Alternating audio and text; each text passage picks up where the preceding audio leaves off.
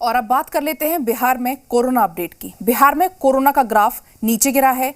Lockdown का ये असर है कि पिछले 24 घंटे के अंदर बिहार में 4,375 नए मामले सामने आए हैं, जबकि इस दौरान करीब 1,40,000 सैंपल की जांच हुई है। पटना में 725 नए केस मिले हैं, तो वहीं 14 जिलों में 100 से 200 के बीच नए केस सामने आए हैं। बिहार में कोरोना का रिकवरी रेट 92.80% तक पहुंच चुका है।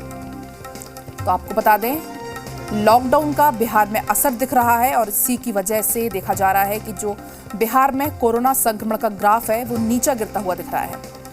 और इसके साथ ही रिकवरी रेट की यदि हम बात कर लें तो रिकवरी रेट भी बढ़ा है। रिकवरी रेट बढ़कर 92.80% तक पहुंच गया है। इसके साथ ही यदि जांच सैंपल की बात की जाए तो करीब 1,40,000 सैंपल की जांच हुई है 24 घंटे में, और 24 घंटे में पटना से 725 नए केस सामने आए हैं।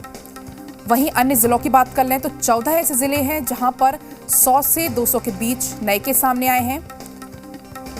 और आपको बता दें, बिहार में कोरोना संक्रमित मरीजों का रिकवरी रेट 92.80% तक पहुंच चुका है। तो कह सकते हैं कि बिहार में लॉकडाउन का असर दिख रहा है और इसी को लेकर 14 जिले ऐसे हैं जहां पर 100 से 200 के बीच कोरोना के 24 घंटे में नए मामले सामने आए हैं। और यदि पूरे बिहार की बात कर लें तो बिहार में 24 घंटे के अंदर 4,375 नए केस सामने आए हैं।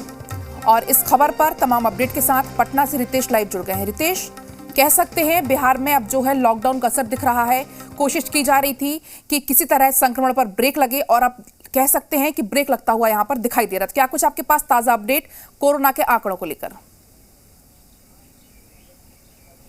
जी बिल्कुल पलक, आपने बिल्कुल सही कहा, क्योंकि जिस तरीके से लॉकडाउन इम्पोज किया गया और धीरे धीरे आंकड़ों में कमी आने लगी, ये बेहद शुभ संकेत है। सबसे बड़ी बात, 15-15 हजार हमारे पास एक दिन में 24 घंटे में मामले सामने आते थे। पटना में ही अगर बात कर लें तो एक दिन में 4-4 हजार तक मामले सामने आते थे। लेकिन ये देखिए कि लॉकडाउन जैसे जैसे इम्पोज किया गया, इंप्लीमेंट किया गया, संख्या जो है वो घटती जा रही है। 4375 मामले पूरे प्रदेश में आए हैं 24 घंटे में।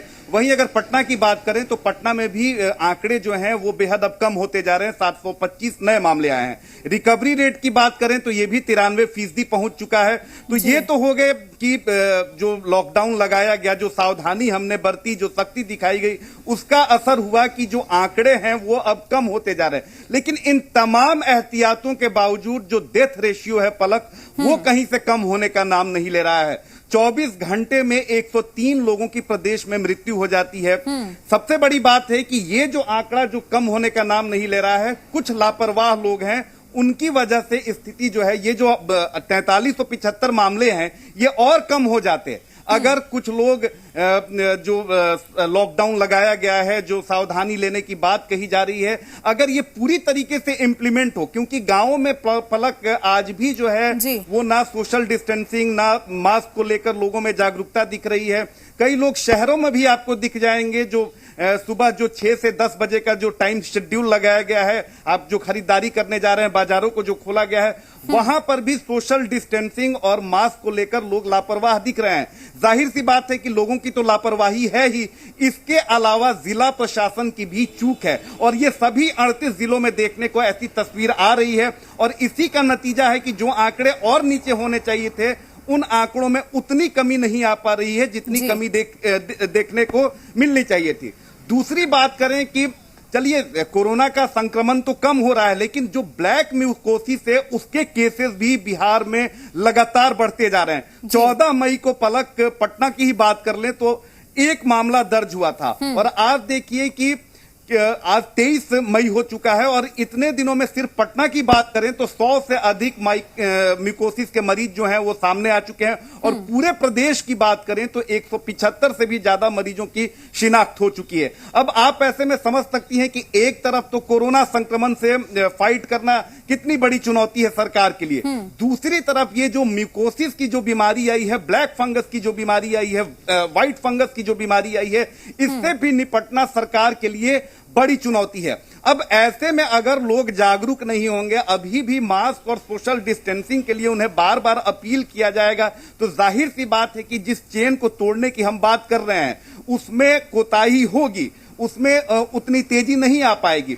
दूसरी तरफ चैलेंजिंग बात है कि टीकाकरण में जो तेजी दिखनी चाहिए थी वो तेजी अब बिहार में थोड़ी थमती हुई नजर आ रही है।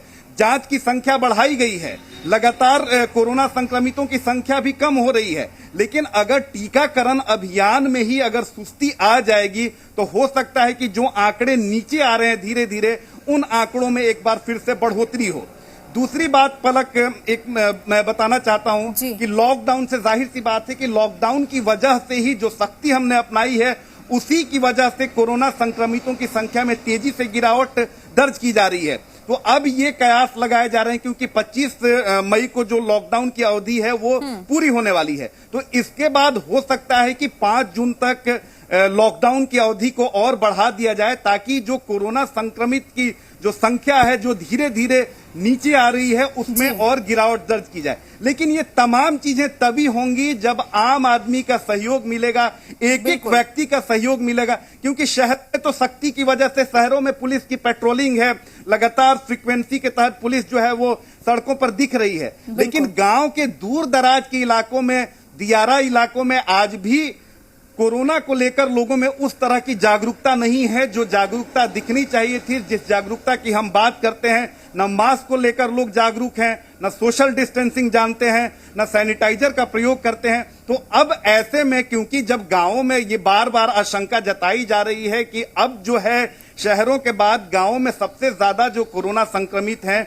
वो पाए जा रहे हैं, वहां पर संक्रमण का खतरा सबसे ज्यादा है, थर्ड वेव की भी आशंका जताई जा रही है। तो जब गांव के लोग जागरूक ही नहीं होंगे, वहां बीमारी पहुंच रही है, वहां भी मृत्यु हो रही है, तो फिर हम कोरोना संक्रमण के चेन को आखिर कैसे ब्रेक कर सकेंगे? तो इन तमाम चीजों पर सरकार को फोकस करना होगा और तब जाकर शहर हो या गांव हो बराबर वहां पर सख्ती दिखनी होगी, वहां पर भी पुलिस की फ्रीक्वेंसी बढ़ानी होगी, लोगों को जागरूक करना होगा, तभी हम इस बीमारी पर काबू पा सकते हैं। जी रितेश, बिल्कुल। तो संक्रमण के चेन को तोड़ने के लिए लोगों की सहभागिता, लोगों का साथ भी उतना ही जरूरी है। बिल्कुल, आपका बहुत बहुत शुक्रिया तमाम जानकारी के लिए।